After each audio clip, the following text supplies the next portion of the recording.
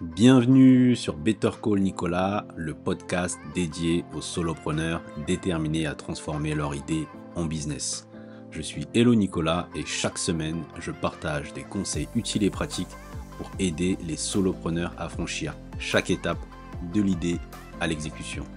Que tu sois au tout début de ton aventure ou déjà bien lancé, ce podcast est fait pour te donner les outils et l'inspiration nécessaires pour réussir en solo. Installe-toi confortablement et prépare-toi à donner vie à tes ambitions. Tout d'abord, j'espère que tu vas bien. Pour ce nouvel épisode de Better Call, je veux te parler de quelque chose de très important. Tu dois comprendre tes clients. Pourquoi ?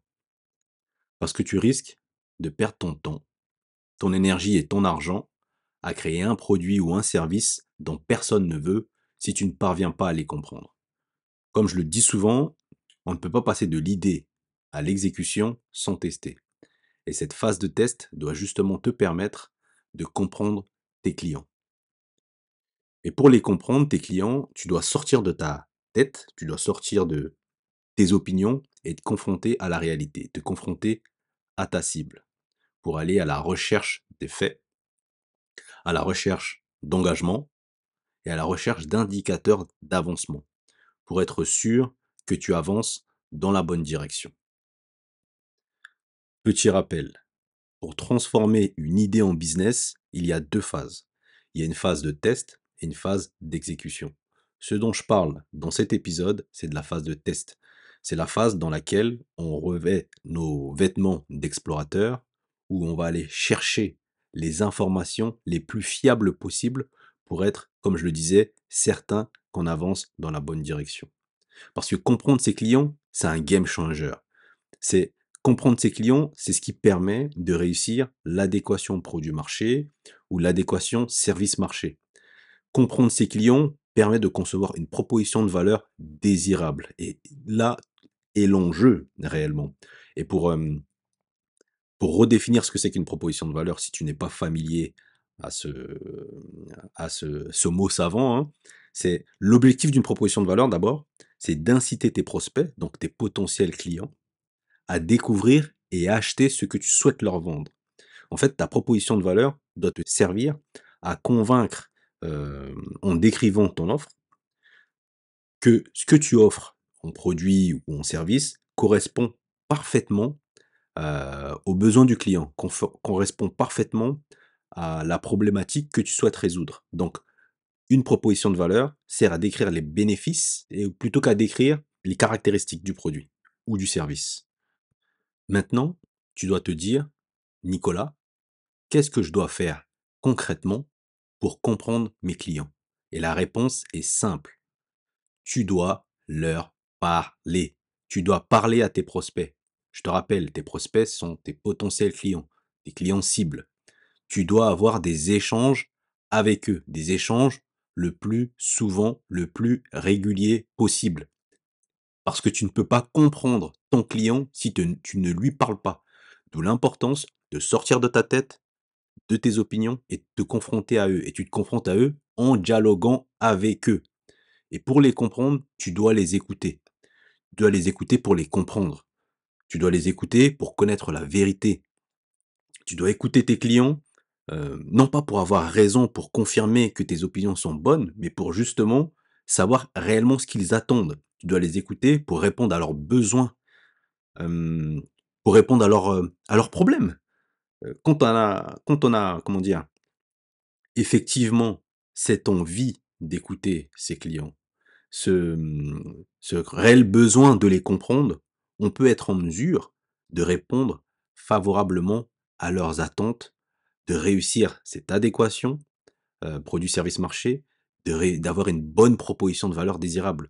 Ce qu'on veut, c'est que le client soit, attiré par ce qu'on a à leur offrir, qu'il le désire réellement finalement, qu'il comprend réellement que les bénéfices, hem, sont bons pour lui, que ça correspond parfaitement à ce qu'il recherche et qu'il soit prêt à mettre la main à la poche. Donc tu dois, en tant que solopreneur, dans ces dialogues avec les clients, être à la recherche de faits, d'engagement et d'avancement et surtout de confiance et de conclusion des ventes. C'est réellement là l'enjeu. Là, maintenant, tu peux te poser une autre question. Tu peux me dire: «Mais Nicolas, comment je mène justement ces échanges avec mes clients?» Et moi maintenant je te réponds: «Bah, en fait compte, tu es un explorateur. Tu es dans une phase de test.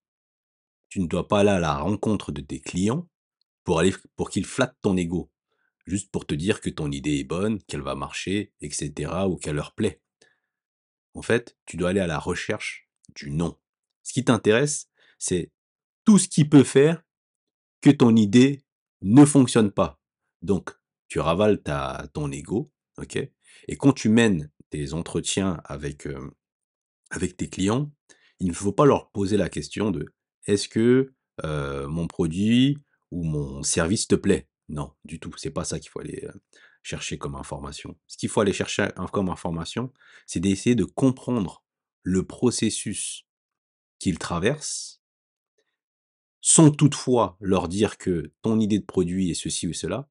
Et justement, en fonction de ce qu'ils vont te décrire, trouver de quelle manière ton produit ou ton service peut répondre à leurs besoins, peut répondre à leurs problématiques. C'est important de ne pas orienter l'échange avec ton client sur ton idée ou sur tes opinions conçues a priori ou sur justement cette envie d'avoir raison. Il faut orienter l'échange dans la direction de la vérité, dans la direction de: qu'est-ce qu'il fait concrètement et en quoi je peux l'aider? Maintenant, pour illustrer ce que je viens de dire depuis le début, prenons un exemple. Et on va prendre l'exemple du service de transport de personnes. Avant, pour aller d'un point A à un point B, le choix qui s'offrait à nous, c'était le taxi. Et je sais pas si tu te souviens, pour avoir un taxi, il fallait aller dans la rue, lever le bras et tous les taxis que l'on pouvait voir, soit aller dans une station de taxi ou pour récupérer le numéro ou avoir la possibilité d'en voir un, ou réserver ton taxi à l'avance. Aujourd'hui, avec Uber et ses concurrents, tu peux éviter d'aller dans la rue. C'est-à-dire que de l'endroit où tu te trouves, tu peux booker ton taxi. Donc ça te permet d'avoir justement cette réservation, en mode, sur une application de façon instantanée et ça t'offre aussi une grande flexibilité de réserver même à un certain moment.